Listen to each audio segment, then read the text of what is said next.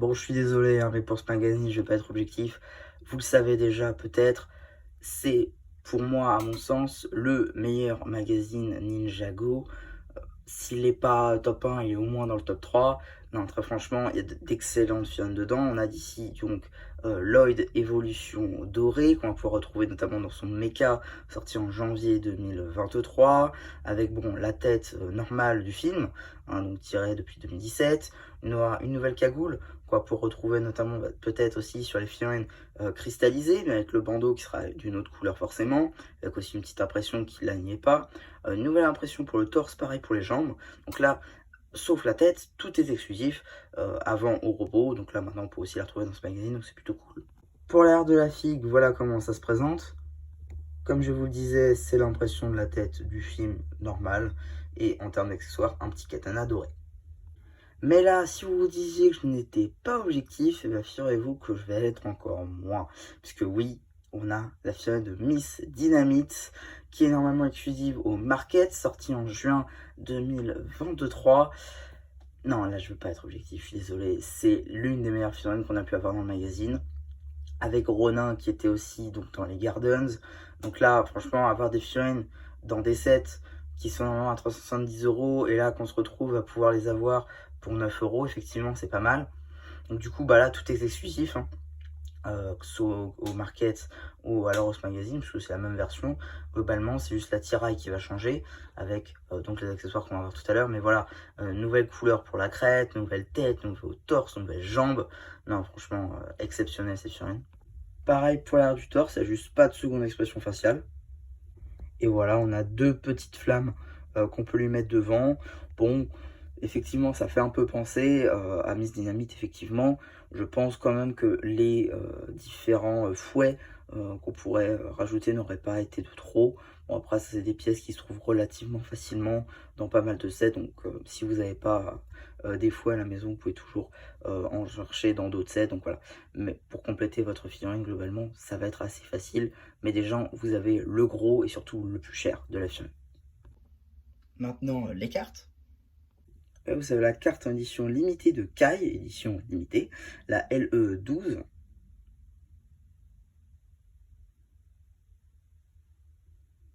Une carte personnage spécial Arène Mega, la carte numéro 37.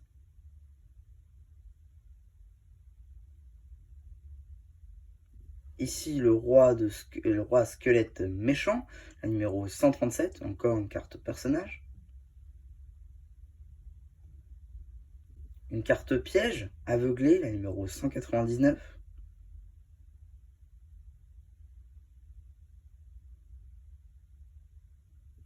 Ici une carte véhicule, la numéro 223, le dragon élémentaire.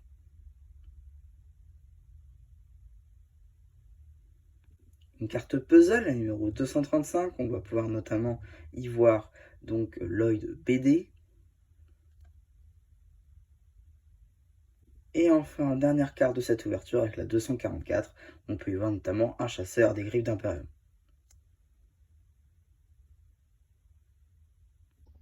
Voilà, avant de s'attaquer à ce magazine, on va juste voir la boîte, parce que pour le coup, oui, il y a même la boîte, je trouve, elle est magnifique. Regardez-moi ça déjà. On a donc l'image de Lloyd ainsi que de Miss Dynamite avec donc un décor presque de cristal, hein. Ça peut faire penser aussi à cristalliser du coup. Euh, avec quand même avec ce côté vert, donc un peu côté nature, ça c'est pas mal. On a ici une petite image donc de Lloyd, ici une petite image de Miss Dynamite, le logo de Lloyd contre celui de Miss Dynamite. Donc ici le petit drapeau Limited Edition Box, Legacy Box juste ici, ainsi que la petite échelle. Bon, voilà, globalement c'est extrêmement cool. On va pas se mentir, personnellement je trouve que c'est l'une des meilleures boîtes qu'on ait eu jusqu'ici, même si ça reste que celle de Pixel contre la Vipère était pour le coup très cool, mais pour le coup c'est vraiment celle-ci ma préférée. Donc j'ai eu le petit booster avec Karine, bon voilà, hein. Du coup on va pouvoir stacker au petit magazine, à 9 € toujours. Ok, d'accord, 9 € c'est peut-être un peu cher. Enfin d'ailleurs vous avez quand même une carte en édition limitée exclusive, vous avez aussi une pochette, vous avez deux figurines pour le coup très compliquées à avoir, et vous avez une boîte en métal. donc le prix se comprend un petit peu. On a ici une petite publicité pour, juste là, la série 7, avec aussi notamment les cartes dorées, pour le coup, encore les cartes spéciales et les communes, juste à côté, qu'on va pouvoir retrouver dans les sachets. Voilà. Ensuite, un petit sommaire, bien évidemment, je ne l'ai pas marqué, mais voilà. On a aussi une petite BD qui va reprendre un petit peu la trame de la saison 15, avec donc les ninjas en mode Evo, ainsi que Miss Dynamite et ses soldats, avec un petit peu des trucs d'Hydro Bounty. On va voir les voleurs, bien évidemment, qui du coup ont des tenues de plongée. Donc les ninjas vont réarborer leur tenue de plongée, qu'on a vu dans la saison 15, bien évidemment.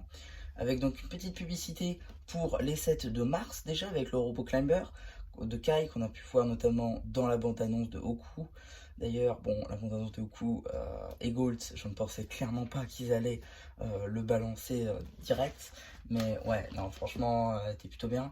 Suite de la BD, donc bien évidemment, avec aussi d'ailleurs la tenue de plongée de Pixel. C'est un petit peu illogique qu'elle l'ait, puisque dans la série elle ne l'arbore pas, elle le dit d'ailleurs, on n'en a pas besoin, nous robots. Bon, on rappelle quand même que l'eau et l'électricité ne fait pas bon ménage normalement. On a ici donc la suite de la BD, effectivement, qui est très rarement coupée pour le coup, contrairement aux BD des magazines normales. Ouais, là c'est direct à la fin et après ce sera que des jeux, contrairement à l'autre magazine où pour le coup la BD est en deux parties. Là, du coup, on a un petit poster avec Asphira et son croque-feu. Ici, un poster peut-être qui peut faire penser à The Iceland, potentiellement, avec tous les explorateurs. On va voir ici la suite du poster avec Asphira. Ici, l'abonnement hein, pour prendre le Ninjago Dragon Rising ainsi que le Legacy. Voilà. On a ici un petit jeu 2 pages sur donc le thème de la saison 12 avec donc Prime Empire, Premier Empire en français. Là encore un jeu sur 2 pages avec donc Miss Dynamite et notre Lloyd doré national. Ici un petit jeu avec plein de versions de Lloyd qu'on va pouvoir retrouver, notamment je crois que la plus ancienne, si je dis pas de bêtises, c'est celle-ci. Ouais, c'est celle-ci, donc 2014 pardon, 2014 du coup pour Lloyd Techno, donc jusqu'à 2022, 21, non 22.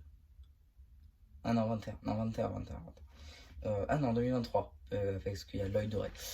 Ouais, donc 2013, 2014 jusqu'à 2023 quand même, donc ça fait pas mal de versions. Il n'y en a pas toutes, mais il y en a pas mal.